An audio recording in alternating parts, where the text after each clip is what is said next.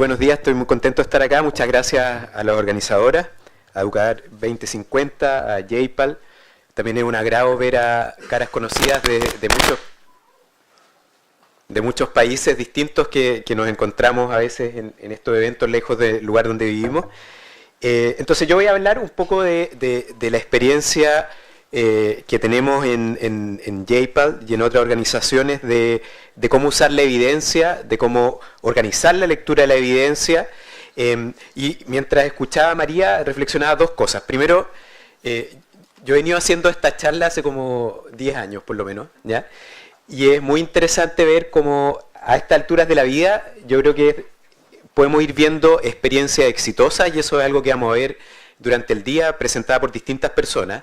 También a veces usar la experiencia, la evidencia para identificar cosas que no funcionan.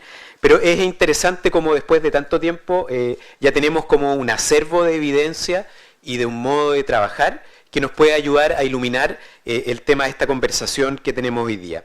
Y lo segundo, que también lo decía María, yo por ejemplo hago investigación, no particularmente en temas de TICs, ¿no es cierto?, pero probablemente a estas alturas de la vida, cualquier persona que hace investigación en educación está metido en TICs al final del día, porque los TICs llegaron como para quedarse en la educación. Entonces yo de hecho reflexionaba también que justamente sin quererlo, yo ya estoy involucrado en algunos proyectos de investigación donde casi que hablar de educación implica directa o indirectamente hablar de nuevas tecnologías, ¿no es cierto?, de niñas y niños que son nativos digitales, ¿no es cierto?, que en mi caso que tengo 4 hijos me enseñan de hecho a usar cualquier tipo de nueva tecnología, a instalarla en mi celular, etcétera. Así que ese yo diría que es como el contexto de esta presentación. Entonces, lo que quería conversar es desafiante en el tiempo que me han dado para hablar, que no es demasiado, y sobre todo porque quiero generar un tiempo también para que podamos conversar de lo que estamos presentando, como decía María.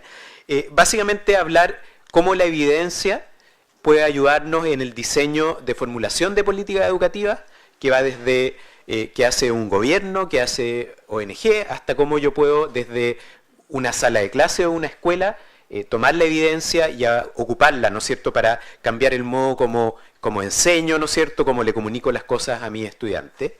Y ahí vamos a hablar un poco de cómo contextualizar la evidencia global para informar la política local. Muchas veces vamos a ver hoy día y en otros momentos vamos a ver, de alguna manera nos dicen, mire, tengo tal evidencia de Estados Unidos, tengo tal evidencia de Indonesia, tengo tal evidencia de México, tengo tal evidencia de un país de África. ¿Cómo de alguna manera yo puedo tomar esa evidencia y contextualizarla para ver qué me sirve para mi realidad en Argentina, en Perú, en Chile, México, Dominicana? Y usar un ejemplo en esta línea que no es de TICs, pero inevitablemente también tiene incorporado temas de tecnología, que es un poco la investigación que se generó a partir de un proyecto que se desarrolló hace muchos años en República Dominicana, relacionado con informar a niños, niñas y a sus padres sobre los retornos de estudiar, ¿ya? Y después terminar hablando con algunos ejemplos exitosos de cómo la evidencia se puede canalizar hacia la política pública, ¿ya? Entonces, primero, yo creo que es importante, quienes estamos interesados en temas de educación, entender qué hablamos cuando hablamos de evidencia. A mí hace muchos años que ya me ha pasado cuando uno desde la academia entra en la discusión de políticas públicas, en que típicamente casi todas las posiciones que tienen las personas siempre están basadas, según todos declaramos, en evidencia. La evidencia apunta a qué. Y es importante diferenciar tipos de evidencia. Todos son importantes, pero nos ayudan a contestar cosas distintas. Entonces, acá lo que tenemos en 3 tipos, por así decirlo, ¿ya? Por una parte tenemos evidencia descriptiva, ¿ya? Por ejemplo, un tipo de evidencia descriptiva que puede ser interesante, el tipo de evidencia que nos comentaba María, que dice cuáles son los niveles de segregación y de injusticia en el sistema educativo, cómo le va a nuestros países en la prueba PISA, cómo hemos ido evolucionando en el tiempo. Y esta evidencia descriptiva es importante, ¿no es cierto? Nos ayuda a entender necesidades, nos ayuda a entender desafíos, también nos ayuda a entender logros, pero no es la única evidencia. Y quizás es un punto de partida, pero no es el final. Y probablemente no es la evidencia que, en mi opinión, ayuda más a informar la política pública. Después viene un segundo tipo de evidencia que tiene que ver con lo que técnicamente se llama evaluación de procesos, o evidencia de procesos, o monitoreo, que tiene distintos nombres. que de alguna manera lo que hace es decir, bueno, mire, si usted está implementando una política educativa, ¿cómo se implementa? ¿Ya? ¿Cuáles fueron las actividades que yo esperaba desarrollar? ¿Se desarrollaron o no? ¿Ya? A mí me ha tocado participar en algunos proyectos en distintos países del mundo, en la región en particular, y recuerdo en este momento, para darle un ejemplo, de un software educativo que se está implementando en un país y que está en castellano, y la mitad de los niños no hablaba castellano. Entonces, una evaluación de procesos, ¿qué me diría? ¿Qué porcentaje de los niños, cuando yo le entrego este software, que llegó efectivamente a toda la escuela, entiende lo que está en el software? ¿Me explico, no? Entonces es una evaluación de procesos, que indica, ¿no es cierto?, yo entrego ciertos, el lenguaje de los economistas, insumos, ¿no es cierto?, para el proceso educativo, que pueden ser computadoras, pueden ser software, y con esto yo entiendo primero cuántas computadoras llegaron, ¿no es cierto?, si el software funciona o no, y entiendo, por ejemplo, si los niños, dado el lenguaje que hablan, entienden castellano o no, porque si no entienden castellano es bastante difícil que yo pueda entender, ¿no es cierto?, que hay impactos del programa en un segundo. Y finalmente, están las evaluaciones de impacto. Las evaluaciones de impacto tratan de hacerse una pregunta muy simple, pero que a la vez es muy difícil de contestar en la práctica, que es decir, ¿cómo habría sido el mundo si los niños, las niñas que recibieron un programa no lo hubiesen recibido? ¿Ya? Y eso es como difícil de hacerlo, ¿no? Porque los seres humanos podemos estar en un lugar a la vez, ¿no es cierto? No podemos estar en dos lugares a la vez. Entonces, de alguna manera, yo quiero comparar a alguien que recibió un beneficio, ¿no es cierto?, que recibió un programa, que recibió alguna intervención, con esa misma persona si no lo hubiese recibido. Y eso es imposible de hacer en principio, ¿ya? Entonces, por eso desarrollamos metodologías, ¿no es cierto?, que de alguna manera tienen nombres técnicos, que quizás no viene al caso de discutir en detalle, que se llaman experimentales o cuasi experimentales, que lo que tratan de hacer es replicar cómo habría sido el mundo de las niñas y los niños que recibieron la intervención si es que no lo hubieran recibido. Y hay algunas que se llaman cuasi experimentales, como decía, cuando están bien diseñadas nos pueden ayudar a contestar esta pregunta, y muchas veces las evaluaciones experimentales, que son las que trabajamos fundamentalmente en JPAL, nos ayudan a contestar mejor esta pregunta que técnicamente se llama de causalidad, ¿ya? Y quiero enfatizar esto, que es diferente conceptualmente a lo que hemos hablado antes. Yo puedo tener un programa que, a diferencia de lo que yo dije antes, que las computadoras llegan, el software funciona, está en el idioma de los niños, ¿no es cierto?, incluso quizás hasta el día de la frontera tecnológica educativa, y aún así los niños y las niñas no aprenden más o no se desarrollan más que lo que habría sucedido si no hubieran recibido ese programa. Entonces, esta evidencia de impacto es lo que técnicamente se denomina que nos ayuda a atribuir causalidad, y probablemente es lo que nos ayuda a tomar mejores decisiones de políticas públicas, ¿ya? Entonces, en términos de evidencia tenemos distintos tipos de evidencia, como para cerrar el punto que estoy haciendo. Evidencia descriptiva que nos motiva, ¿no es cierto? Tal como decía María, yo si escucho, soy alguien que estoy trabajando en Argentina, vivo en Argentina, aunque le podíamos cambiar el nombre y haber puesto Chile y habría sido muy parecido, o Perú, o México, ¿no es cierto?, República Dominicana, lo que ella decía, y yo digo, bueno, aquí hay algo que hacer, evidentemente, ¿no es cierto? Después yo puedo diseñar programas y lo primero que tengo que hacer es entender si el programa de verdad llega a la escuela o no, como yo lo pensé, y finalmente me hago la pregunta, ¿no es cierto?, de si ese programa que trata de satisfacer una necesidad importante tiene el impacto que yo esperaba, ¿ya? Entonces, en ese contexto, como les decía al principio, si yo miro la historia de la región, de los últimos 15 años en particular, donde el BID ha hecho cosas súper importantes, el Banco Mundial, JPAL y otras organizaciones y académicos y policymakers han empujado, ¿no es cierto?, la generación de evidencia. Estamos en un mundo en el cual hay más evidencia causal que antes. Esa evidencia causal nos congrega probablemente en parte hoy día, si no, no habríamos hecho este seminario. Pero al mismo tiempo es importante ser consciente de que la generación de evidencia causal enfrenta ciertos obstáculos, ¿ya? No es fácil de hacer. Quizás muchas y muchos de los que estamos acá podemos dar muchísimos ejemplos en el cual hemos tratado de generar mejor evidencia, pero por distintos obstáculos no lo hemos podido hacer. A veces por razones legítimas o no legítimas. Entonces, diagramáticamente, por ejemplo, uno puede pensar de que hay situaciones en las cuales hay restricciones legales o administrativas que nos impiden hacer evaluaciones, por ejemplo, experimentales, ¿ya? Yo creo que cada vez eso es menos importante, hay modos creativos, como vamos a discutir durante el día, de hacerle el quite, ¿no es cierto?, a esas restricciones sin violar las leyes ni argumentos éticos, ¿ya?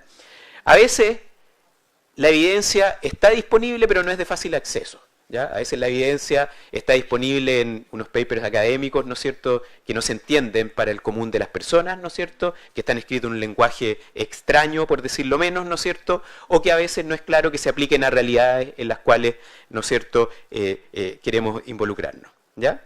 Tercer lugar, a veces también se confunde la evidencia rigurosa de evidencia que no lo es. ¿Ya?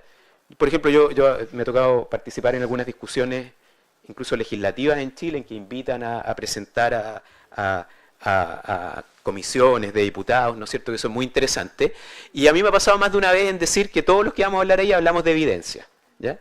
Entonces, pero a veces la evidencia, no sé, una vez me acuerdo de una evidencia que era un documento que tenía 3 páginas que está en una página web. ¿Ya? Y que era básicamente una tabla comparativa entre niños que iban a un tipo de escuela y niños que iban a otro tipo de escuela.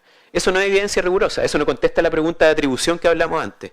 Porque a lo mejor los niños que van a una escuela son distintos que los que van a otra escuela. ¿No es cierto? A lo mejor, más aún, ¿no es cierto?, hay otras cosas que están cambiando, ¿no es cierto?, entre una escuela y otra, o cosas que cambian en el tiempo. Entonces, también ahí hay como algo que hemos estado tratando de hacer de distintas organizaciones, una conversación con la sociedad civil, que es aprender a distinguir evidencia rigurosa de la que no es. Además, a veces hay capacidad técnica limitada, ¿ya?, en organizaciones, en gobiernos, ¿no es cierto?, y a veces hay sobre todo mundos que no se encuentran. Gente que tiene capacidad técnica estaría encantado de hacer evaluaciones rigurosas, ¿no es cierto?, y contribuir a la discusión. Gente que no tiene esas capacidades técnicas, pero que tiene un conocimiento práctico sustantivo mucho mejor que el de quienes tienen las capacidades técnicas y no se encuentran. En cierto sentido, este seminario es un testimonio de tratar de romper esas barreras que están dando vuelta. ¿Ya? Y hay otro tema que para mí es sustantivo en términos de las limitaciones que uno se encuentra sobre todo en los gobiernos. Tiene que ver con que se entiende a la evaluación como una auditoría que me pone nota y que me da más o menos plata versus una herramienta que me ayuda a aprender. Donde yo legítimamente, la mayor parte de las personas que hacen iniciativas gubernamentales o no gubernamentales, tienen muy buenas intenciones, son personas muy capaces, pero el mundo es complicado. ¿Ya? El mundo a lo mejor no está de acuerdo a mi intelecto, ¿no es cierto?, a mis deseos. Entonces yo necesito aprender. ¿Y qué mejor herramienta para aprender respecto de si una política que yo estoy aplicando, si un software nuevo que estoy desarrollando, efectivamente logra los objetivos que yo buscaba, que tener una evaluación rigurosa? Entonces, en este mundo con complicaciones, que son legítimas, muchas de ellas, ¿no es cierto?, que tienen que ver el lenguaje economista con fricciones que están sucediendo en el mundo, donde a veces no hay información adecuada, a veces no hay intereses adecuados, etcétera, surgen obstáculos, pero en mi opinión también surgen oportunidades para levantar estos obstáculos y generar evidencia rigurosa. ¿Ya? Entonces, por eso que en el contexto que estamos ahora, como decía al principio, ya nos podemos hacer la pregunta no solo de cómo generar evidencia, que sin duda es necesaria en mi opinión, cómo podemos usar esa evidencia. Y eso uno lo ve en el dramático aumento, ¿no es cierto?, de las evaluaciones de impacto en los últimos 20 años. Hoy día en la tarde vamos a ver presentaciones, como ustedes van a ver, es bien impresionante mirarlo. Yo como ya soy un poco más viejo, como que me impresionan estas cosas mirándolo en perspectiva. Por ejemplo, a Alejandro probablemente no le pasa. ¿Ya? Es decir, mira, van a venir personas a presentar evidencia en EdTech de Honduras, ¿no es cierto?, de Jamaica, de India, de Chile, de Argentina, y podríamos haber puesto más, en verdad que somos los que nos conocemos, entonces nos invitamos entre nosotros, ¿no es cierto?, pero podrían venir otras, ¿ya? Y de alguna manera probablemente esa evidencia que vamos a tener nos va a ayudar a contestar ciertas preguntas que podemos tener, ¿no es cierto? Y ya no es solo generar esa evidencia y decir, no, en verdad, como me pasaba a mí hace 10 años atrás, la gente se reía cuando yo decía que se podían hacer evaluaciones experimentales. Decía, pero este tipo está loco, así como ¿cómo se le ocurre? ¿Cómo andar aleatorizando y todo? 20 años después o 10 años después es posible. Lo hacen gobiernos, lo hacen ONG, y lo hacen no solo por un afán academicista, sino por un afán legítimo, casi ético, de querer aprender mejor respecto a lo que estamos haciendo. ¿Ya? Entonces la pregunta que hay, y que sigue, es, de alguna manera, ¿cómo poder usar esta evidencia que se está generando? Y quiero enfatizar que esto es algo nuevo, que es algo que hace 10 años atrás quizás no lo habríamos discutido con tanto énfasis como ahora. ¿Ya? Entonces, tenemos más evidencia, ¿ya? Pero tenemos el desafío de que, por ejemplo, hoy día en la tarde Sami nos va a hablar de Active Learning, una herramienta muy, muy popular, ¿no es cierto?, en muchos contextos. Y vamos a preguntarnos, bueno, ¿cómo uso la evidencia que Sami genera en un país determinado? ¿Cómo uso la evidencia que Julián nos va a presentar en otros países, Alejandro nos va a presentar en otros países, yo lo voy a presentar de otro país? ¿Cómo uso esa evidencia? ¿Cómo puedo entender si esa evidencia sirve para mi contexto? A lo mejor yo estoy en Perú, estoy en Chile, estoy en Argentina trabajando, y en cierto sentido, si uno toma una postura extrema, uno diría, en verdad, esa evidencia no me sirve para nada. ¿Por qué? Porque está en otro país, está en otro lenguaje, y más aún, como dice ahí la transparencia, quizás el mañana es distinto. A lo mejor la evidencia que generé, no sé, el paper que yo les voy a presentar de sustituir libros de texto por libros de texto tradicionales por uso digital, a lo mejor es irrelevante, ustedes podrían decir, porque fue en Honduras hace 5 años y hoy día estamos viviendo en Argentina, en otro mundo, en un mundo distinto, con inteligencia artificial, etc. Entonces la pregunta es, ¿qué hago frente a esto? ¿Me quedo parado? Digo, no, en verdad cada vez que voy a hacer algo nuevo tengo que generar nueva evidencia, o puedo tratar de aprender a usar esa evidencia. Entonces esa es la discusión que tenemos ahora, ¿ya? Entonces podemos hacer distintas cosas, podemos usar resultados de un estudio en otro contexto, que es bien útil muchas veces. Por ejemplo, si yo ya veo que hay cierta tecnología o modelo pedagógico que no funcionó en alguna parte, yo tengo que partir preguntándome por qué no habrá funcionado. ¿Qué será de distinto en mi nuevo contexto? ¿Ya? Después puedo seguir avanzando. Puedo decir, mira, usemos evidencia de otros contextos, al menos X réplicas que se han hecho en contextos similares. ¿Ya? Por ejemplo, probablemente Vincent nos va a hablar de One Laptop per Child y cosas que se han hecho en el mundo. Después podemos decir, a lo mejor yo voy a usar cierta evidencia que es local, pero es menos rigurosa, que a lo mejor es más descriptiva, que me ayuda a documentar ciertas cosas. Puedo esperar a que haya más evidencia, decir, no voy a hacer este programa hasta que alguien genere un estudio en el contexto relevante para poder aplicarlo. O a lo mejor puedo hacer una nueva evaluación antes de ir hacer una nueva evaluación antes de ir a un contexto nuevo. Entonces, si la tecnología A funcionó en el país J, voy a aplicar esa tecnología A, voy a hacer una evaluación en el país K para entender si en mi contexto funciona. ¿Ya? Entonces son distintas alternativas. Entonces déjenme tratar de dar ciertas herramientas que creo que nos pueden ayudar a tratar de contestar y ver qué me sirve de todas estas opciones. ¿Ya? Entonces, un punto importante es, de alguna manera, contextualizar la evidencia global para informar política local. ¿Qué significa esto? Tomar evidencia de otras partes, por ejemplo, ustedes se pueden quedar con la tarea de hoy día en la tarde, cuando se presenten 4 evaluaciones distintas o 5, rigurosas, con resultados interesantes, ¿no es cierto?, locales. Todo ello, hasta donde recuerdo, son investigaciones de un contexto específico, o sea, son cosas locales. ¿Cómo yo puedo y qué puedo tomar de esa evidencia local para generalizar? Y pensar que a lo mejor lo que esa evidencia local me ayuda a entender cosas más generales que se aplican a mi contexto. Y en esa línea, me gustaría conversar de un marco conceptual para usar esta evidencia global. ¿Ya? Tratar de organizar, ¿no es cierto?, la disposición de esta evidencia en distintos lugares para generalizarla. ¿Ya?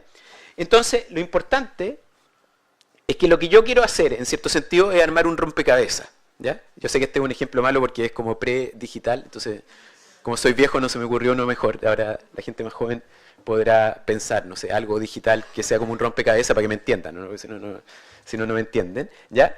Entonces, de alguna manera, la evidencia de un estudio es una pieza de este rompecabezas, que me ayuda a armar el rompecabezas, ¿no es cierto?, pero es una pieza. ¿Está bien? Es una pieza importante, a lo mejor cuando la armo, pongo esa pieza, se despeja el resto, ¿ya? Pero es importante. Entonces, de alguna manera, lo que nosotros necesitamos, en cierto sentido, es entender como 4 pasos. ¿Ya? Estoy yendo un poco más rápido para usar tiempo y poder conversar hacia el final. Lo primero que uno tiene que partir para entender estas cosas es entender cuál es la teoría del programa. ¿Ya? O sea, los programas, en cierto sentido, para un lector desinformado o una lectora desinformada, son como cajas negras. ¿Ya? Hay una intervención, pasan ciertas cosas, pero esa intervención tiene una fundamentación conceptual, que parte de ciertas necesidades, que parte de una cierta visión del mundo, ¿no es cierto? Entonces primero tengo que entender la teoría del programa, ¿ya? Y entender bien, porque a lo mejor eso me va a ayudar a decir, mira, en verdad, la teoría del programa, el contexto en que se hizo esta evaluación, es súper parecido al contexto donde yo estoy. O a lo mejor me va a decir, es súper distinto. Y por lo tanto, yo no voy a poder aplicarla tan directamente. Segundo lugar, conocer la evidencia local del problema, ¿ya? Entender qué evidencia disponible hay a nivel local, de cosas parecidas, de cosas distintas, y noten de que aquí no estoy hablando de evidencia causal necesariamente. Puede ser evidencia descriptiva, evidencia de procesos. Por ejemplo, hace unos años atrás me tocó participar en un proyecto, me puso muy contento, predigital, ¿ya? De ayudar a que los niños y niñas de preescolar aprendieran matemáticas. Y si usted le pregunta a muchas personas, dice, bueno, en verdad, lo que usted necesita es usar computadoras. Pásenle unas tablets a las niñas y a los niños de preescolar y van a aprender a usar matemáticas. Pero el problemita que había es que no había internet ni computadoras en ese lugar de Perú, donde yo estaba haciendo este problema. Entonces, la evidencia local descriptiva ya me ayuda, porque si yo llego con un programa de computadora que tiene inteligencia artificial y no sé cuántas cosas interesantes, pero no tengo internet, ya no lo voy a poder usar. Entonces la pregunta siguiente es cómo yo puedo replicar, por ejemplo, ese programa de modo predigital. Después me hago la pregunta de qué evidencia general hay de comportamientos que se derivan de intervenciones parecidas a la que estoy conversando, ¿ya? Por ejemplo, en el ejemplo que yo les estoy hablando, que es un ejemplo que tiene que ver con cómo personalizar la enseñanza para niños y niñas pequeñitos en el Perú, en zonas complejas de Perú, ¿no es cierto?, donde muchas veces no hablaban castellano. Los niños y los profesores tampoco hablaban el mismo idioma de los niños de modo nativo, por así decirlo, ¿no es cierto? Cuando yo tengo el programa y quiero personalizar la enseñanza, quizás yo puedo aprender en este programa que no era digital, de muchos programas que usan software, como ustedes conocen y que se van a presentar algunos hoy día, que sí personalizan en la enseñanza de los niños. Entonces la pregunta es, cuando yo personalizo la enseñanza usando métodos digitales o no digitales, ¿qué pasa con el comportamiento de los niños? Aprenden más, se esfuerzan más, los padres, los maestros, las maestras, ¿ya? Y en ese contexto, después llego a definir la implementación a nivel local, que se alimentó de entender conceptualmente, ¿no es cierto?, la evidencia global, que conversa con mi programa, que se motiva con cierta evidencia local, que plantea límites, plantea oportunidades, plantea necesidades, que se alimenta además de evidencia general de comportamiento y que al final define una implementación a nivel local, ¿ya? Entonces el primer paso, voy a ir un poco rápido, después si hay preguntas podemos discutir más en detalle. El primer paso en estas 4 líneas es ¿cuál es la teoría del programa? ¿Ya? ¿Cómo funciona el programa en teoría? ¿Cuál es su teoría de cambio? No tengo tiempo de hablar mucho en detalle. ¿Cuáles son las necesidades que trata de abordar? ¿Cuáles son los insumos que entrega? ¿Cuáles son los resultados iniciales, los resultados intermedios, los resultados finales? ¿Por qué otros u otras no pueden atender esta necesidad? ¿Ya? Si yo soy una ONG, ¿qué programas públicos, alternativos o complementarios o que sustituyen a lo mejor el programa que yo tengo existen? Si existen, ¿por qué no me sirven? ¿Qué cosa distinta yo hago? Eso en particular creo que en el área de tecnología es súper importante. Yo ahora también estoy involucrado en comenzar a pensar intervenciones y evaluaciones en 3 países distintos de la región, que tiene que ver justamente con entrega de herramientas digitales para maestros, maestras y estudiantes.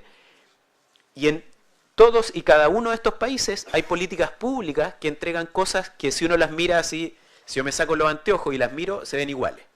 Pero cuando me pongo los anteojos empiezo a notar que son cosas distintas.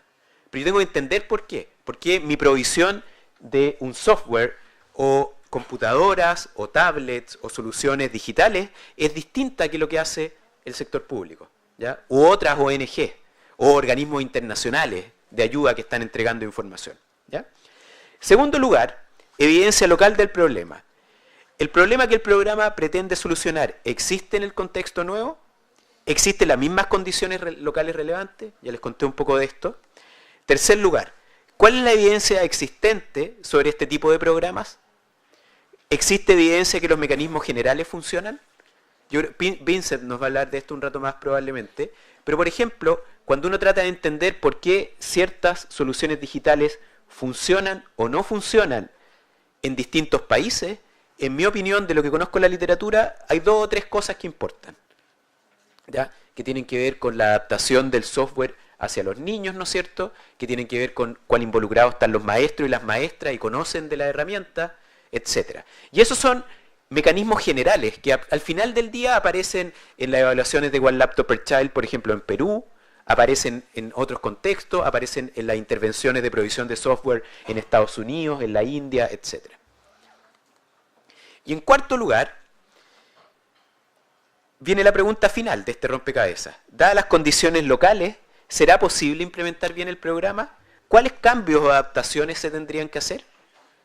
Por ejemplo, lo que yo les hablaba antes, quizá yo tengo un software súper bien desarrollado en castellano, en español, que funciona súper bien, ¿ya? Que yo puedo tener hasta una evidencia rigurosa, ¿no es cierto?, de otros lugares, y que ahora la tengo que aplicar en otro idioma, o con niños y niñas bilingües, ¿ya? O donde no son, ¿cómo se dice?, native speaker, nativos, ¿no es cierto?, del lenguaje, nativos, no se dice así, pero bueno, no importa, ya nativos hablan naturalmente un cierto lenguaje y yo lo aplico, ¿no es cierto? ¿Es sustantivo ese cambio cuando yo paso del castellano a otro lugar o es un cambio cosmético, que en verdad casi que le puedo poner subtítulos, ¿no es cierto?, caption, y los niños van a entender, ¿ya? Entonces, ese tipo de preguntas son las preguntas que me ayudan a organizar esta conversación. Yo sé que probablemente lo que he visto hasta ahora, quizás es primera vez que algunos de ustedes lo escuchan y quizás suena como a una discusión academicista, así como que en verdad no sirve para nada. Entonces quiero aplicarlo ahora, hacer active learning y aplicarlo. ¿Ya? Ya. Y a ver si podemos hacerlo juntos. Ya. Entonces quiero partir con un ejemplo que partió con un trabajo desarrollado por un profesor de, no sé dónde está ahora, está en Wharton, creo, Rob Jensen, hace muchos años atrás en la República Dominicana. ¿Ya? Y quiero que hagamos juntos el proceso. ¿Ya? Entonces lo que hace 5 minutos, Dios mío. Es para mí eso. 7 me dijo, y partí 5 minutos tarde además. Entonces estamos aquí en Latinoamérica, si estamos renegociando, yo no suelto esto hasta, yo no suelto el micrófono hasta que termine. Está bien, a mí nadie me da, me sacan de acá con podio y todo, pero no paro a hablar hasta que yo termine, hasta que yo diga que yo termine. ¿Ya? ¿Está bien? ¿Ya? No, si voy a hacerlo lo mejor posible. ¿Ya? Aparte que ellos me restaron tiempo, además, y eso es lo peor, también en Latinoamérica, porque tanto yo voy a demorarme y ellos ya me cambiaron el contrato, ¿está bien o no? Tenía cierta cosa, de hecho eran 45 minutos y me dijeron 40, no sé si notaron eso antes, yo lo había dejado pasar, pero ahora lo quiero hacer presente, porque tengo que renegociar mi contrato, ¿ya? Entonces, voy a tener que hacer rápido esto, ya. Ya, entonces hace muchos años atrás Rob Jensen llegó a República Dominicana. República Dominicana era un contexto en ese momento donde las niñas y los niños iban muy pocos años a la educación formal y las niñas y los niños se dedicaban a trabajar, básicamente, ¿ya? Trabajo infantil, tema muy presente en muchas comunidades. Entonces llega este señor, que en ese momento debe haber sido estudiante de doctorado, llega y hace una intervención en la cual toma, no sé, 1500 niñas y niños, por decir algo, y a la mitad le hace unas preguntas primero y todo, y al final lee un párrafo a la mitad de esos niños y las niñas, y le dice: ¿sabías tú que los niños, las personas en la República Dominicana que terminan de estudiar solo la primaria ganan X? ¿Sabías tú que a su vez que las niños y niñas que terminan de estudiar la secundaria ganan, por decir un número, 2X? No es 2, en verdad, pero ustedes me entienden, ¿ya? ¿Y tú sabías además que los niños y niñas que van a la universidad y terminan la universidad y van a trabajar ganan 4X? Y él le leyó esto, se fue para la casa, después hizo un seguimiento, después de un tiempo, y descubrió que las niñas y niños a las cuales le leyó un párrafo fueron medio año más en promedio a la escuela. Es bien impresionante, ¿o no? Que yo le lea un párrafo a alguien y cambie la vida de esa manera es bien impresionante. Entonces, ¿qué habrá detrás de esto si aplicamos el esquema conceptual anterior? ¿Qué habrá detrás de esto si aplicamos el esquema conceptual anterior? ¿Ya? ¿Qué hay detrás? ¿Cuál es el problema que hay detrás? Probablemente es que muchas niñas, niños y sus familias no tienen información respecto de lo que en lenguaje burdo economicista son los retornos de ir a la educación, o en términos más normales, ¿no es cierto?, qué beneficios que tienen que ver con dinero, pero tienen que ver con desarrollo personal, tienen personas que van a la educación o no. Y eso es bastante obvio, porque el contexto de la República Dominicana en ese momento, el contexto de Chile en educación superior, o del Perú en educación superior, o de República Dominicana, o de Argentina quizás menos, es que muchas personas son los primeros que van a la universidad, o los primeros que van a la secundaria. Entonces, ¿cómo van a saber cuántos son los ingresos que va tener de ir a la educación secundaria si no conocen a nadie que vaya a la secundaria, ni sus padres tampoco fueron a la secundaria. Pero, ¿qué hacemos con esto? ¿Vamos a leerle un párrafo a todos los niños en República Dominicana? ¿Vamos a leerle un párrafo a todos los niños en México, en Chile, en Perú? ¿Vamos a traducirlo al hindi también, para que Alejandro pueda hacer papers, ¿no es cierto? ¿Qué hacemos con esto? Entonces la pregunta que se hizo un grupo de gente es tratar de entender qué hay detrás de esto y tratar de entender cómo el principio que hay detrás de esta falencia del mundo puede ser subsanado desde la política pública, ¿ya? Entonces, sin ir al detalle, porque me quitaron tiempo, ¿no es cierto? Por distintas razones, sean legítimas o no, las niñas y los niños prefieren irse a su casa, a trabajar, o al mercado laboral y no estar en la escuela, ¿ya? ¿Cómo entonces, de alguna manera, yo puedo implementar esta política? Y va a haber ciertas condiciones locales, ¿no es cierto?, que ya las acabo de comentar, va a haber ciertos comportamientos generales, ¿ya?, que básicamente de lo que viene de este trabajo implicarían que cuando a los niños se les entrega información, mejoran las percepciones sobre los ingresos que van a recibir, lo que genera un incentivo a estar más años en la escuela, ¿no es cierto?, asisten más tiempo a la escuela, no están en el mercado laboral, y eso el día de mañana, ¿no es cierto?, cuando entran después de tener más capital humano, de alguna manera se traduce, ¿no es cierto?, en beneficios no solo pecuniarios de dinero, sino que también en otros beneficios que de hecho Jensen ha reportado en otros trabajos, ¿ya? Entonces, la pregunta ahora es cómo yo implemento a nivel local esto. Y déjeme, para ahorrarme tiempo, es cómo yo puedo implementar esto a nivel local. Y déjeme contarles la historia de Perú, ¿ya? Una historia de Perú, que creo que es una historia exitosa hasta ahora, ¿ya? Que ha salido súper bien en un esfuerzo colaborativo con el gobierno y todo, que es lo que al final quiero contarles los 3 minutos que me quedan, ¿ya? Entonces, en el Perú, las condiciones no son iguales que en la República Dominicana. En el Perú, afortunadamente, las niñas y los niños van más años a la educación, ¿ya? La pregunta más bien es si se quedan en la educación secundaria o si van a educación superior. Hay becas públicas para ir a educación superior. Pero aún así hay muchísimos niños y niñas que desertan del sistema educativo. Ahí están los números. De hecho, hay 13% de los niños que dejan la escuela antes de los 14 años, que es un tema súper de primer orden, y un 18% no completa la educación secundaria. En las zonas rurales estos números son más grandes todavía, se multiplican típicamente a 18% de primaria y 39% de secundaria. En el año 2015, 1 de 4 niños se encontraba trabajando, y las razones que dan cuando tú le preguntas descriptivamente a las niñas y los niños por qué desertan, en parte es porque no tienen acceso a escuelas de calidad, en parte porque tienen altos costos de oportunidad del tiempo, porque son hogares pobres, que dejar una niña o un niño que no trabaje implica que hay menos ingreso para ese hogar, y ese hogar está en pobreza. Y un tema que documenta también es que tienen bajos retornos percibidos de la educación. O sea, en otras palabras, tienen una diferencia de percepción entre lo que creen que se van a beneficiar en el mercado laboral de ir a la educación versus lo que de verdad se beneficiarían. Y esto también sucede para distintas carreras universitarias también. Por ejemplo, el ejemplo tradicional es que hay ciertas carreras de las ciencias sociales, como periodismo, en que los niños y las niñas tienen expectativas demasiado altas respecto a cuál es el salario promedio que van a recibir. ¿Por qué? Porque nosotros solamente vemos a los periodistas exitosos en los medios de comunicación, no vemos a los otros, ¿no es cierto? No vemos a los que no tienen trabajo, etc. ¿Ya? Entonces, en este contexto, en el contexto local, se replican ciertas condiciones que vimos en la República Dominicana, ¿ya? Que es que había mala información, ¿ya? La pregunta es, ¿qué pasa con los comportamientos generales? ¿Ya? Porque en el fondo ese trabajo es un trabajo.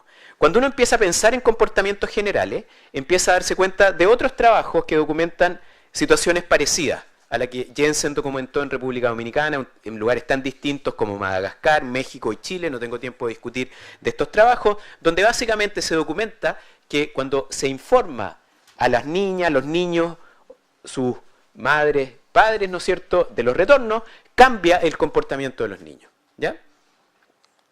Entonces, en este contexto general, parece ser que hay cierta evidencia, no solo de condiciones locales, sino que de ciertos comportamientos generales que apuntarían al hecho de que entregar información cambia el comportamiento, en particular en la línea de lo que estamos hablando.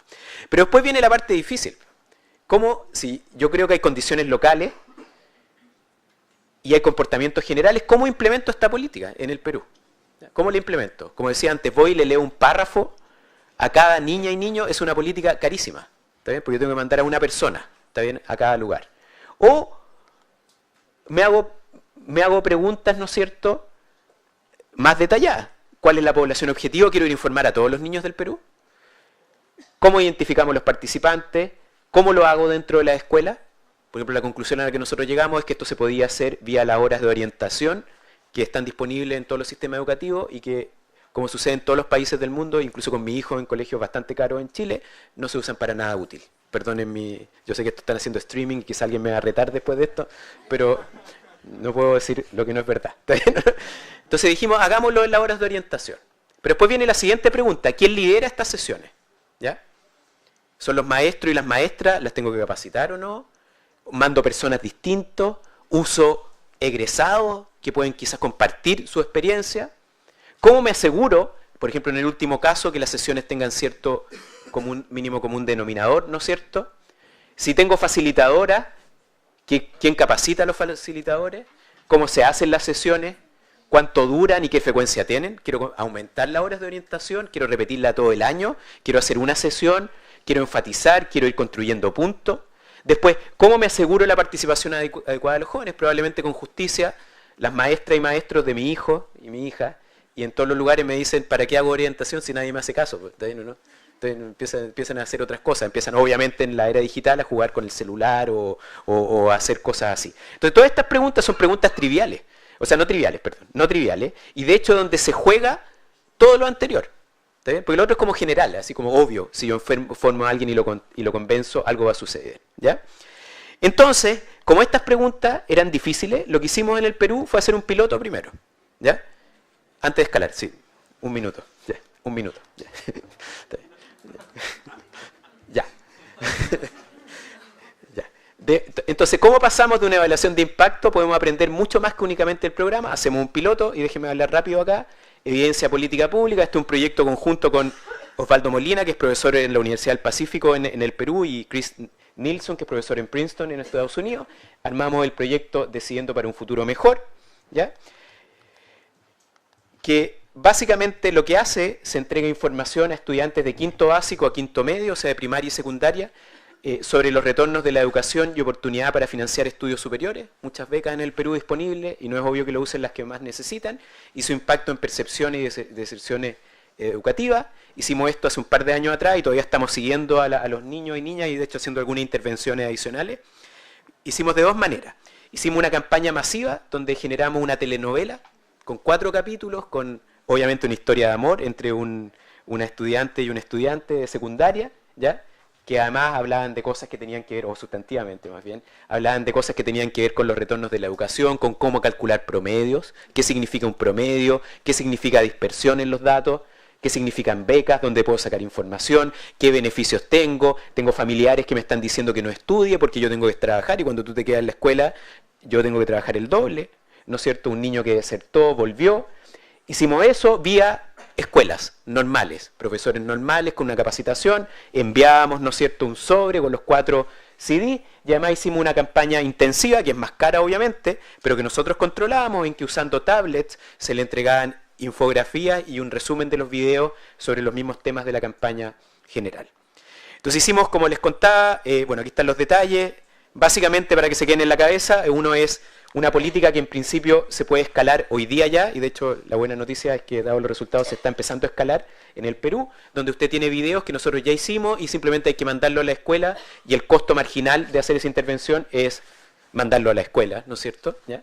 Y una campaña intensiva que es más cara, pero que uno la controle y que a lo mejor uno la puede enfocar en los hogares de ciertas poblaciones, quizás en zonas rurales, etc.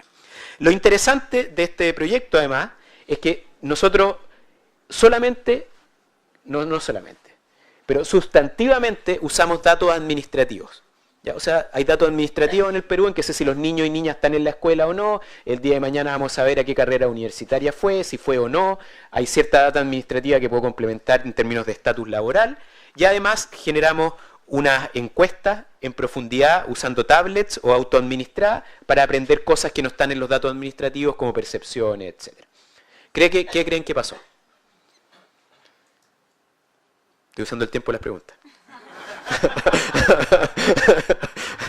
No esperaba eso. Ya. Primero, esto es una campaña masiva, difícil de hacer. Perú es un país grande, un país complejo. Aquí está la sierra, ¿no es cierto? Está Lima, está todas las partes, la costa, etcétera. El primer año, un 33% de las escuelas pudieron implementar el programa correctamente. Yo no estaba en la sala de clase, entonces puedo mirar ciertas cosas de afuera.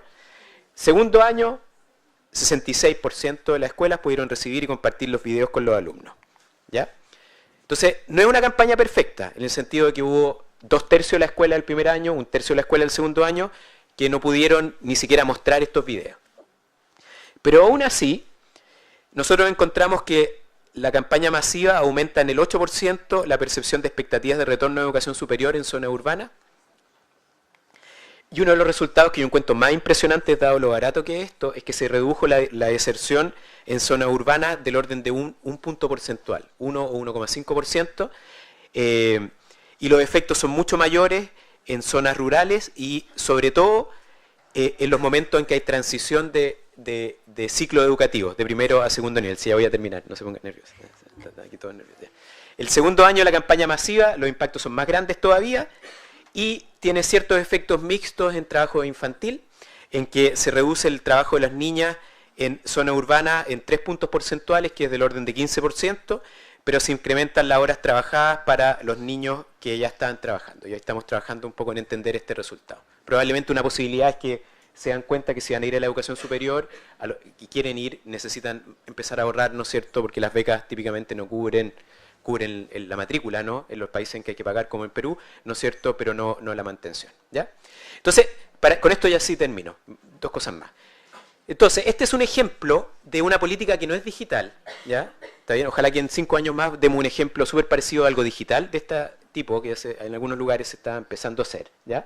Que de alguna manera dice, yo tengo una motivación, una conversación entre una realidad local desafiante de deserción, especialmente en los niños y niñas más pobres, cierta evidencia conceptual y empírica que documenta que informar a los niños y las niñas parece ayudar a que se queden en la escuela, y además con un gran apoyo, por así decirlo, conceptual, de que las campañas de información son súper baratas, ¿ya? Yo no tengo que hacer una nueva escuela para que los niños vayan más tiempo en la educación, sino que dentro de la misma escuela los motiva a que se queden más tiempo. Y tenemos una implementación con un piloto, ¿no es cierto?, una aplicación a Perú, un piloto grande donde ya tenemos resultados. Yo quiero terminar esto en 30 segundos diciendo por qué yo creo que esto se pudo hacer, ¿ya? Y yo creo que esto se pudo hacer por una cosa que se llama Minedu Lab, ¿ya? Que yo no sé si hay representante acá, yo sé que hay representante de Minedu de Perú, pero no sé si son de Minedu Lab, ¿ya? Del Minedu Lab de ahora, porque yo conocí el que partió hace 4 años atrás, cambiaron las personas, pero sigue la institución, cosa que es muy importante. El Minedu Lab es un laboratorio, así se define, si ustedes busquen ahora, como son digitales, es que ya no lo están haciendo en sus celulares, Minedu Lab, se define así, un laboratorio de innovación costo efectiva de política educativa, ¿ya? Y lo que dice en la página web es, el Ministerio de Educación viene impulsando diversas herramientas para la generación de evidencia oportuna y rigurosa que guíe la toma de decisiones de política, así como la institucionalización de espacios de aprendizaje e innovación continua, no de evaluación. ¿Ven ahí lo que dice? Esto es una herramienta para las personas de Minedu, donde colaboran académicos y personas del Minedu para contestar preguntas. Y con esto termino como el ciclo, y fíjense cómo este ciclo conversa con lo que hablamos al principio. Parte con un diagnóstico de un problema, que muchas veces surge de conversaciones desde realidades de un departamento del Ministerio de Educación del Perú, a veces conversando con académicos o académicas, a veces nosotros llegamos y planteamos cosas, después se diseña una solución y su evaluación, se diseña la evaluación y la intervención, siempre con una metodología experimental detrás, se implementa el piloto, se hace la evaluación experimental, se usa evidencia para la toma de decisiones, y si la evidencia es razonable, se escala al resto del sistema educativo. No es como partimos, por lo menos en mi país, ¿no es cierto?, que primero reformamos todo y después vemos cómo lo evaluamos, ¿está bien? Y cómo arreglamos lo que reformamos antes, ¿ya? Y eso lo hacen gobiernos de distintos colores políticos, así que es transversal, es consensual, ¿ya? ¿Está bien? Entonces, en este contexto, ahora el Ministerio del Perú está planeando escalar esto a 2.000 escuelas secundarias el 2018. Las escuelas valoran el programa y declaran estar dispuestas a continuar con su implementación. Los videos serán con tranquilidad mostrados en las horas de tutorías, como se llama en el Perú, o orientación en otros países, y formando así parte del currículum de la escuela. Y se estima que de escalarse masivamente el programa, si repiten los efectos que tuvimos de una implementación que no es una implementación hecha por marcianos, así como especial, es por los profesores de escuelas reales del Perú, no por nosotros. Profesores reales del Perú, la deserción podría bajar del orden de 25.000 estudiantes por año. Como no tengo tiempo para las conclusiones y creo que son bastante obvias, simplemente dar las gracias por su tiempo y si tienen alguna pregunta de eso.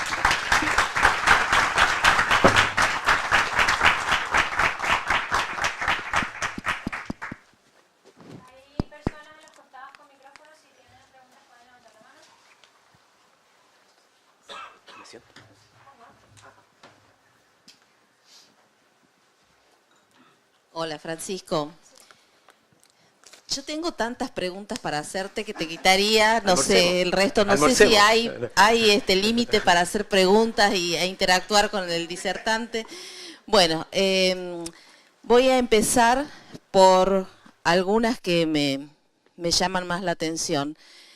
En primer lugar, el tipo de evidencias. Vos hablaste de tipo de evidencias. Y yo quiero saber cuáles son las características que tiene que tener una evidencia para poder ser generalizable de alguna forma.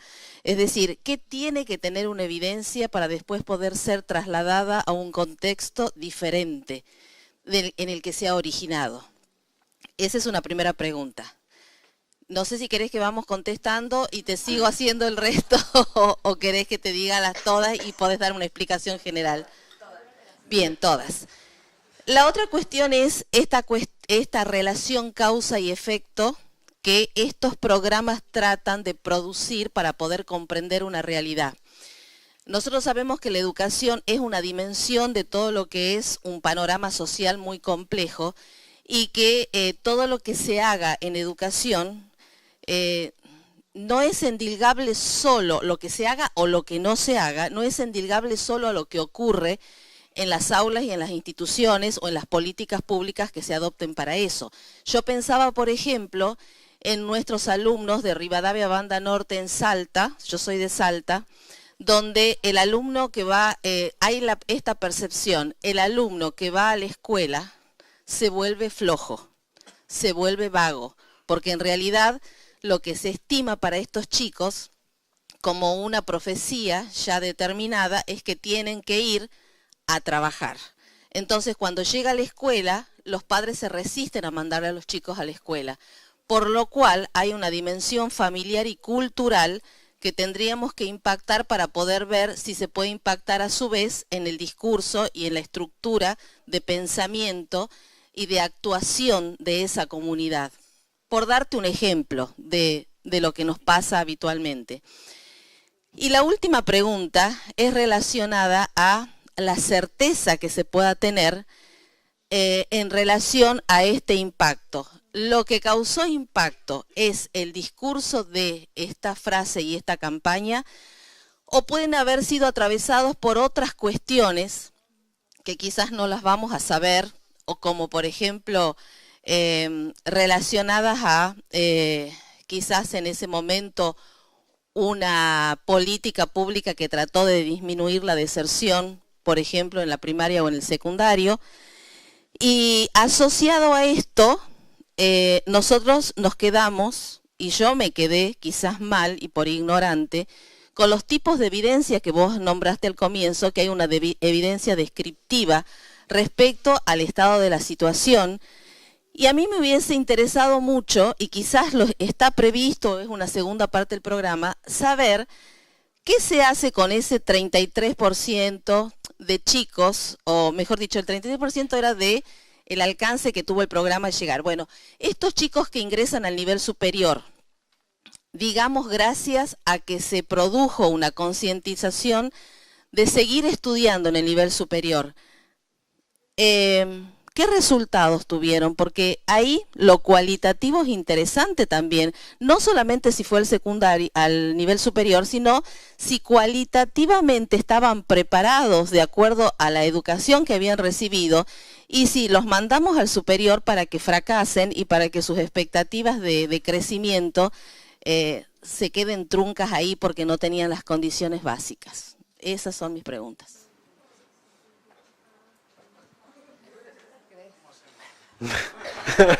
No sé. Sí. Ya, termina. Respondo las preguntas de ella, ¿no? Sí. Ya. No sé si voy a poder responderlas todas porque en aras del tiempo, pero quizás hablar un tema que me parece que tú hablaste 4 cosas que tiene que ver con lo tercero y lo segundo.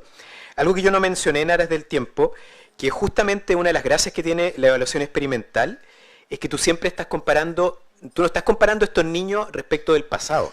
Tú estás comparando siempre respecto de otros niños comparables, ¿ya? Que se llama un grupo de control. Entonces, tal como nosotros en esta evaluación teníamos todas las escuelas a las cuales se le entregó el programa, que aquí está el número de escuela, había, yo lo pasé muy rápido porque no tenía tiempo, no hablé de esto, había 1.250 escuelas urbanas que recibieron el programa. Nosotros comparamos esto con 1.250 escuelas urbanas que no recibieron el programa. Y lo que es interesante es que esas escuelas urbanas que no recibieron el programa tienen todo lo que recibe los niños que no sea el programa. En otras palabras, cualquier situación cultural que haya en sus contextos familiares, ¿no es cierto?, sociales, cualquier política pública, cualquier entrega, de hecho en el Perú está un programa de transferencias condicionadas muy grande, que se me olvidó el nombre ahora, ¿cómo se llama? Juntos, ¿no es cierto?, que también trata de favorecer bajar la deserción, enfocado en zonas rurales, pero también había cierto traslape con nuestra evaluación. Esa gente ya tiene ese programa, entonces yo no estoy, cuando yo digo que baja la deserción, no estoy comparando con los niños antes, sino que estoy comparando con niños que yo creé en esta evaluación, ¿no es cierto?, como un grupo que es básicamente comparable, ¿ya? Entonces, eso también creo que me ayuda a contestar tu segunda pregunta, que ciertamente la decisión de deserción acá, o el impacto que puede tener un software educativo o un programa digital en la escuela, interactúa fuertemente con muchas otras situaciones, ¿no es cierto? Y tiene que ver con, como tú decías, creencias culturales, ¿no es cierto? Muchas veces enraizadas en las familias, en los maestros, etcétera, donde a veces hay trampas de expectativas, como se llama técnicamente, en que creemos que no vamos a aprender, por lo tanto, como creemos que no vamos a aprender, los profesores no me enseñan, como yo creo que el niño no va a aprender y el niño cree que no va a aprender, ¿para qué le voy a enseñar? Después los papás escuchan esto y no pasa nada, ¿ya? Eso es verdad, pero lo interesante de nuevo de este tipo de evaluaciones es que de alguna manera tú siempre estás comparando una pequeña perturbación respecto del grupo de control, ¿ya? Entonces, claro, ahí yo me quedé pensando cuando tú decías, uno puede tener distintos tipos de intervenciones. Por ejemplo, esta intervención es una intervención súper chiquitita, ¿me entiendes? Yo no estoy cambiando nada, no estoy cambiando un aspecto cultural, ¿no es cierto?, sino que estoy usando horas de tutorías en la sala de clase para ver si efectivamente, dando cierta información, qué pasa con los niños y generar una conversación, ¿ya?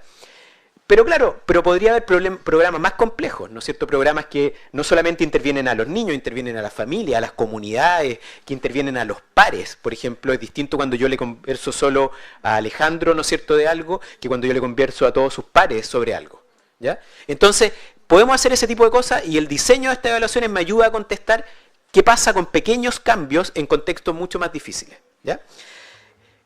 No sé si tengo mucho más tiempo. ¿Termino? Ya. Entonces, sobre lo generalizable, que era primero el punto final, ¿qué va a suceder con estos niños? Justamente, esta evaluación está construida para seguir a los niños más adelante.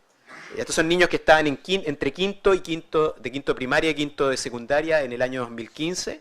Por lo tanto, ya hay niños que ya están en primer año en la universidad, y vamos a seguirlo y vamos a ver qué pasa. Vamos a ver qué elecciones tuvieron. Nuestra hipótesis, de algo que yo no les dije, es que probablemente son niños que van a ir a carreras universitarias donde es más probable que se mantengan en la carrera universitaria, porque van a tener expectativas más razonables respecto de lo que es la educación superior. ¿Me entiendes? ¿Ya? Y eso tenemos que verlo y vamos a usar métodos cuantitativos y también ciertamente se puede complementar con evidencia cualitativa. Sobre la primera pregunta, ¿cuándo generalizar? Entonces yo diría, es un poco lo que conversé antes, pero yo diría lo siguiente. Primero, estar seguro de que la evidencia disponible tiene validez interna. ¿Qué significa validez interna? Que cuando yo comparo, tal como te explicaba recién, al grupo de tratamiento, yo estoy comparando con un grupo de control que es correcto para comparar. O sea, estoy comparando peras con peras, o manzanas con manzanas, no peras con manzanas. Eso típicamente la evidencia descriptiva no te lo permite hacer. ¿Ya? Entonces, primero, antes de entrar a cualquier conversación, yo necesito que los estimadores sean internamente válidos. ¿Ya? Y estos que están acá, salvo que haya algún error que no nos hayamos dado cuenta, ¿no es cierto? Y que es poco probable, creo, después de todo lo que hemos trabajado, sugieren de que efectivamente, internamente, yo puedo con certeza decirte que en la población que estudié sucede el impacto en deserción. ¿Me explico? Pero después viene lo siguiente, que es un poco lo que conversamos antes. Entonces me dice, ¿aplico esto en Salta o no? ¿Ya? ¿Aplico esto en Salta o no? Y ahí tengo que empezar a tomar las condiciones que tenía. ¿Hay deserción en Salta? Probablemente la deserción que ustedes tienen en Salta no es comparable a la del Perú, es después. ¿Ya? O a lo mejor el problema que hay en Salta es parecido al que tenemos en Chile, que no es tanto que los niños deserten, sino que van a educación superior, a carreras que es poco probable que terminen y que si la terminan hubieran ganado más ingresos si no hubieran estudiado en la educación superior, incluso neto sin contar lo que les costó ir a la educación superior. ¿Ya? Entonces ahí tengo que entender cuál es el contexto, ¿no es cierto? Y una vez que entendí cuál es el contexto, me pregunto cuáles son mis posibilidades de implementar esta política. ¿Ya? ¿Cómo lo tengo que hacer, no es cierto? Y ver si efectivamente yo puedo llegar y le implemento así face value, así de lo que me pasó esta evidencia, o tengo que hacer una nueva iteración para entender mejor, que en general yo sugiero que si se puede hacer, se haga. No sé si contesto tu pregunta, pero eso es mi... Eso. Gracias y perdón por usar... más.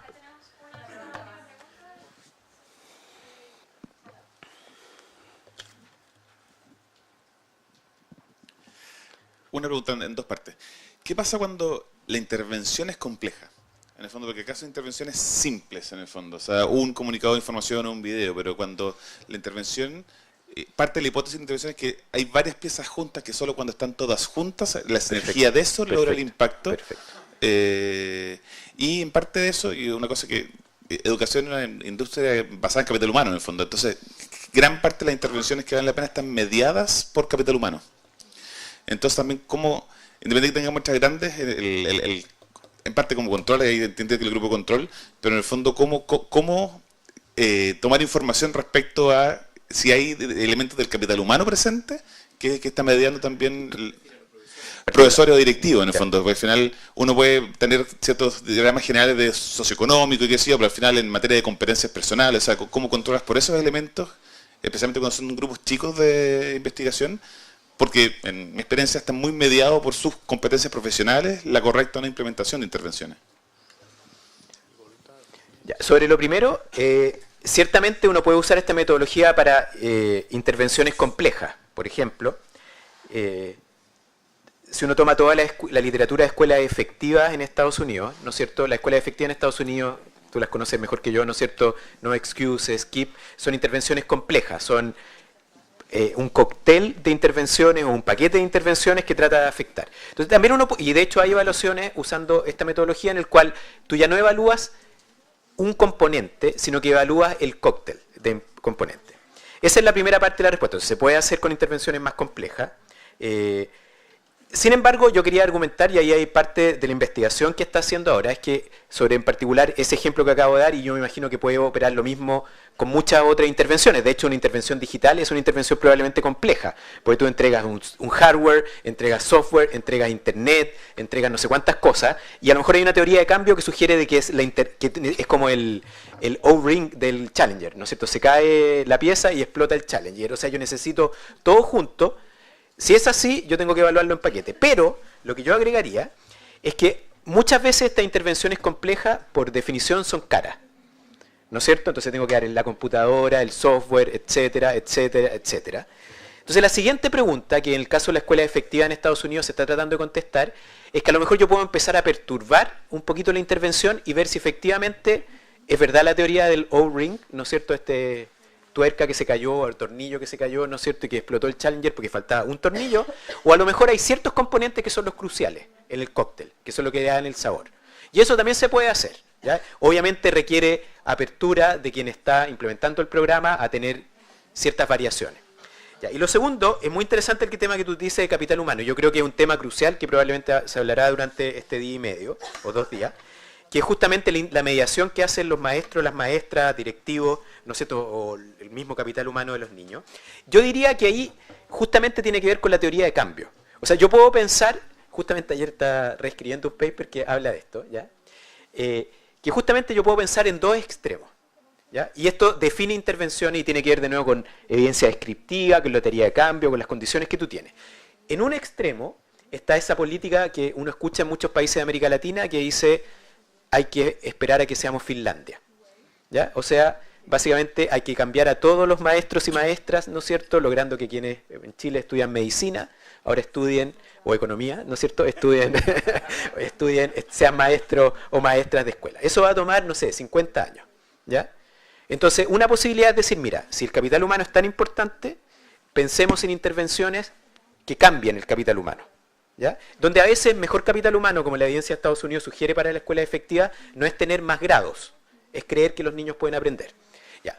En el otro extremo están las intervenciones que dicen, con el número y las características, las ventajas y las desventajas, lo bueno y lo malo que tienen las maestras y los maestros de hoy día, ¿cómo yo intervengo? ¿Entienden? Y esto es la teoría de cambio al final. Si yo creo que eso es posible, tengo que diseñar intervenciones que con lo que tengo cambian. ¿Ya? Y ahí yo diría que algunas de las intervenciones que vamos a hablar en estos días tienen que ver con eso y hay otras intervenciones que también tienen que ver con eso. De hecho, alguien podría haber dicho, cuando nosotros estamos partiendo de esto, alguien nos dijo, de hecho, pero si esto no va a funcionar porque los maestros y las maestras no van a hacer esto. En el Perú, ¿qué incentivos tienen a hacerlo? ¿Ya? O a lo mejor les van a decir lo contrario. Les van a decir lo que tú dijiste antes. No, esto lo mandaron de Lima, pero en verdad, ¿para qué? Si todos sabemos que ustedes no... ¿Ya? Entonces, ¿me entiendes, Rodrigo? O sea, como que en el fondo tiene que ver con cómo tú crees que es el mundo, con la evidencia descriptiva, con la capacidad de implementar. Yo diría que la evidencia no es tan extrema. ¿Ya? La evidencia que yo conozco, por lo menos, no toda ella, pero sugiere de que hay posibilidades de que con los mediadores que tenemos ahora podemos potenciarlo. Porque muchas veces los mediadores que tenemos ahora son gente que igual está comprometida fuertemente con el aprendizaje de los niños al final del día. Por algo están donde están. ¿Ya? Eso. Yo creo que ya no tenemos más tiempo. Muchas gracias.